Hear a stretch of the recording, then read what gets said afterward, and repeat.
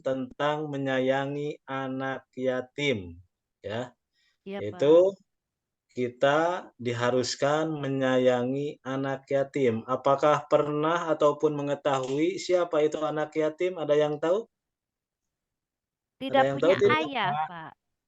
Hah? Tidak Oh, punya Tidak ayah, betul tidak sekali, punya Pipi. ayah.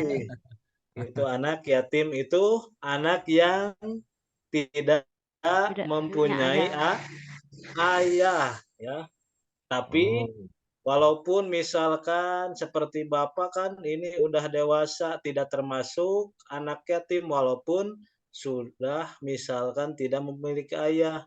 Tapi bisa disebutkan anak yatim kalau anak tersebut belum balik ya. Bisa disebut anak yatim belum balik, terus dia misalkan ayahnya meninggal, itu bisa disebutkan anak ya anak yatim. yatim. Yatim. Nah, sebelum dilanjut, coba cermati ataupun perhatikan dengan teliti gambar ini. Coba, terlihat jelas tidak gambar Jelas, ini? Iya, Pak. Pak. Melihat Ada gambar apa saja di gambar 1.2? Tentang apa? Itu gambar apa? Membaca 1.2 Al-Quran. Ya, membaca mempelajari Al-Quran, Al-Quran, Pak. mempelajari Huruf Al-Quran, betul. Terus gambar berikutnya ada gambar apa? Gambar itu anak anak bawa sedang kotak. membantu kayaknya. Bawa kotak, bentuk mau apa anak itu? Mau Mau ngasih Menurut sesuatu dikasih kayaknya. ke kakek-kakek. mau dikasih ke kakek-kakek. Nah, ini gambar di sini nanti kita telaah ataupun kita cermati akan ada maknanya tentang gambar di sini. Yaitu Iya. bagaimana tentang kalian barusan sudah dicermati bahwa di gambar tersebut ada anak-anak yang sedang membaca Al-Quran dan juga anak yang sedang memberikan sebuah kotak. Ya, di situ. Artinya bahwa kita baik Bapak ataupun kalian sebagai anak-anak diharuskan untuk membaca Al-Quran An. karena merupakan pedoman ayat suci Al-Quran. Jangankan satu ayat ataupun satu juz, satu huruf saja kalau membaca Al-Quran itu akan menjadikan Pahala. apa? Pahala. Pahala. Pahala Pahala. buat kita. Dan juga di gambar yang kedua menunjukkan bahwa kita harus saling membantu, saling memberi rezeki kalau kita mampu. Nah, di sini ada gambar seorang anak dan juga kakek-kakek anak tersebut memberikan sebuah kotak. Ya, intinya yaitu saling memberi, saling menolong. Kalau kita mampu sebagian harta kita diwajibkan, diharuskan kita infakkan kepada orang yang tidak mampu.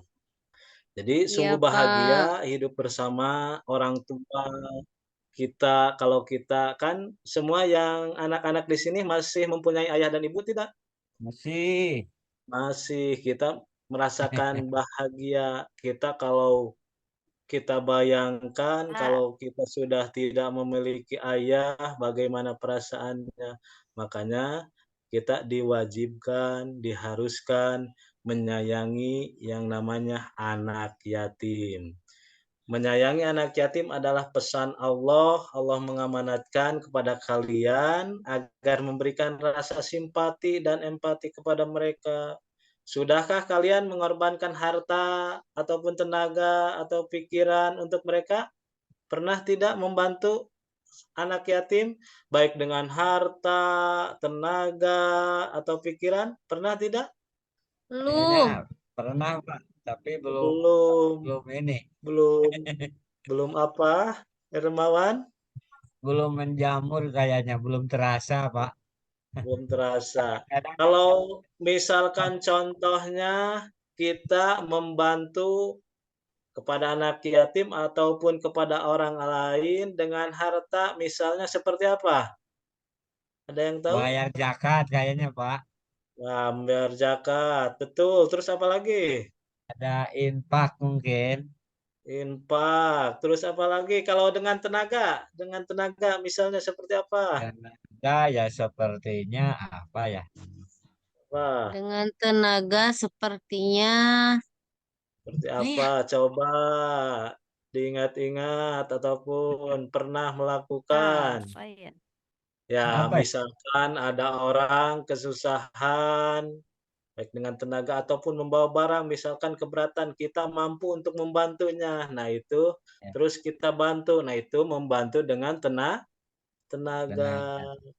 Kalau misalkan ada orang membantu dengan pikiran, misalnya seperti apa? Pikiran. Misalkan orang Kayaknya teman tersebut misalkan bertanya di kelas gitu. Kebetulan teman tersebut anak yatim. Nah, itu ya, mungkin bisa. Ya. ya, betul sekali. Itu di antaranya. Berarti sudah memahami ya. Maka selanjutnya, jadi ternyata Allah memberikan perhatian kepada anak yatim. Berarti menandakan kita juga harus sayang menyayangi anak yatim. Ya. Bahkan difirmankan melalui ayat Al-Quran. Sudahkah kalian mempelajarinya? Di antaranya ada di Quran Surah Al-Ma'un.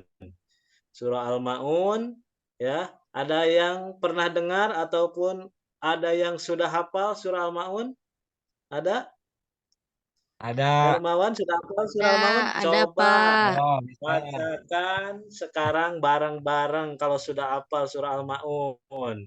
Mau Oke. bacakan di talar ataupun di secaranya ataupun mau dibaca secara langsung melihat? Hah? Melihat. Lihat deh, Ya, dilihat di sini ada nanti Pak. sebelum kita Baca, jelaskan Pak. lagi tentang anak yatim, coba kita baca bareng-bareng surah Al-Maun. Coba Baik, Pak. bareng Bismillahirrahmanirrahim. Bismillahirrahmanirrahim. Ara'aital ladzi Ara'aital ladzi Yukadzibu biddin. yukadzibu Fadzalikal Fadzalikal ladzi ladzi yadu'ul yadu'ul yatim. yatim Wala wala yahuddu yahuddu ala ala ta'amil ta'amil miskin. miskin fawailul lil Wailul lil musallin Fawailul musallin. alladzina hum an Salatihim salatihim sahun. alladzina Alladzina hum hum yura'una yura'un wa wayam yamna'una na'unal ma'un. ma'un. Nah, itu bacaan surah Sadaqallah. Al-Ma'un. Kedengaran ada yang sudah hafal, ada yang belum hafal, ya. Baik itu ada yang sudah hafal dengan bacaan tajwidnya, ada kedengaran di antara banyaknya siswa yang hadir sekarang belajar, ya. Nah, selanjutnya tentang surah Al-Ma'un. Di dalam surah Al-Ma'un itu banyak yang harus kita pelajari berkaitan dengan tadi pembahasan yaitu yang bab 1 ataupun temanya menyayangi anak yatim ataupun misalkan di sini setiap membaca Al-Qur'an diharuskan dengan hukum tajwidnya. Apakah kalian suka membaca Al-Qur'an dengan hukum Suka. tajwidnya ataupun sudah paham tajwid atau belum? Belum. Sedikit-sedikit, Pak. Pak. Sedikit-sedikit. Coba perhatikan ayat ini. Bapak akan tanya secara acak di ayat pertama, ya. Di ayat pertama, Bapak akan tes apakah di antara banyaknya siswa yang hadir sekarang ataupun siswa kelas 5 sudah mengetahui tentang ilmu tajwid atau belum. Di antaranya Bapak akan bacakan kalimatnya. Aro'aital ladzi yukadzibu biddin. Di kalimat aro'aita, ya, Aro'aita itu kalau menurut ilmu tajwidnya apa disebutnya, Teti? Madlin. Adlin, betul sekali, pintar. Karena ini kan sudah Yeay. pastinya mengetahui. Alhamdulillah. Lila. Alhamdulillah. Ya, itu diantaranya tajwid. Berarti membaca madlin ada bacaan yang harus dimadlinkan. Bagaimana cara membaca madlin? Nanti di pelajaran selanjutnya akan Bapak jelaskan. Kembali lagi ke pembahasan tentang menyayangi anak yatim. Yatim.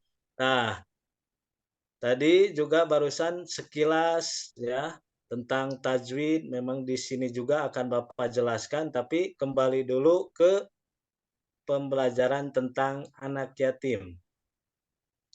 Ya, anak yatim itu sudah Allah eh, istimewakan, bahkan bukan cuma di dalam surah Al-Maun saja, banyak ayat-ayat yang menjelaskan bahwa kita diwajibkan menyayangi anak yatim ya. Yatim. Selanjutnya di sini mengenal hukum bacaan mim sukun dalam surah Al-Maun ada. Coba perhatikan lagi.